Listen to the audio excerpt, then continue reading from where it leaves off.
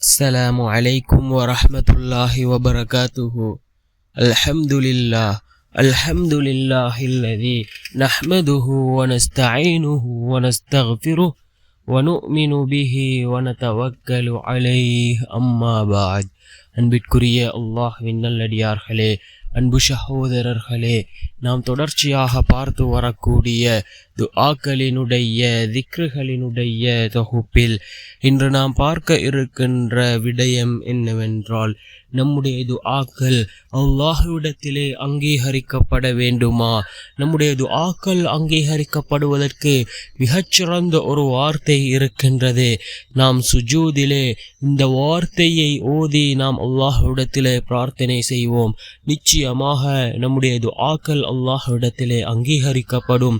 அப்படிப்பட்ட மிகச்சிறந்த ஒரு வார்த்தையைத்தான் நாம் இன்றைய வீடியோவில் பார்க்க இருக்கின்றோம். அன்பார்ந்தவர்களே, அல்லாஹ்வின் நல்லடியார்களே, அதிகமானோர் நம்முடைய சேனலை சப்ஸ்கிரைப் செய்யாமல் பார்த்து கொண்டிருக்கின்றீர்கள். நீங்கள் சப்ஸ்கிரைப் செய்து லைக் இடுவதன் மூலமாக நமது சேனலில் உள்ள வீடியோக்கள் இன்னும் பல சகோதரர்களுக்கு கொண்டு போய் சேர்க்கப்படும்.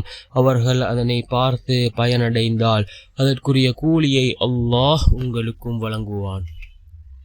அன்பார்ந்தவர்களே, அல்லாஹ்வின் நல்லடியார்களே, நாம் ஒவ்வொரு நாளும் 5 நேரம் ஃபர்லான தொழுகைகளை தொழுகின்றோம்.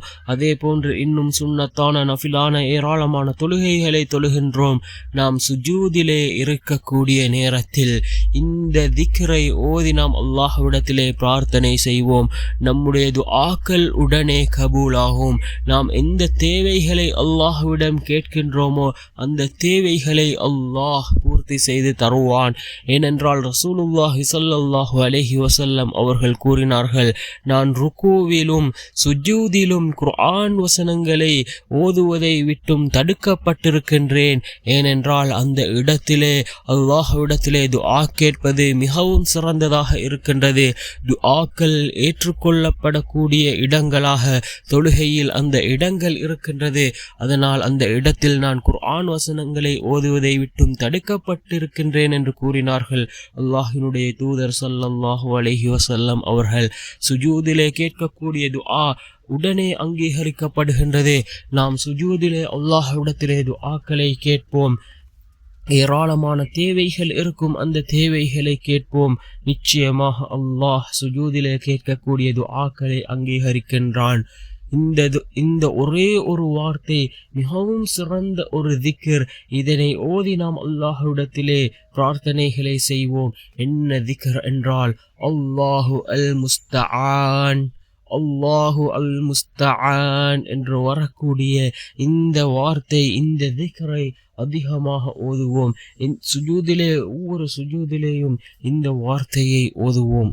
அன்பார்ந்தவர்களே, அல்லாஹ்வின் நல்லடியார்களே, இந்த வார்த்தையை ஓதி நாம் அல்லாஹ்விடத்திலே பிரார்த்தனை செய்வோம். நிச்சயமாக அல்லாஹ் நம்முடைய பிரார்த்தனைகளை அங்கீகரிப்பான். சுஜூதிலே கேட்கக்கூடிய துஆக்கள் அல்லாஹ்விடத்திலே ஏற்றுக்கொள்ளப்படுகின்றது.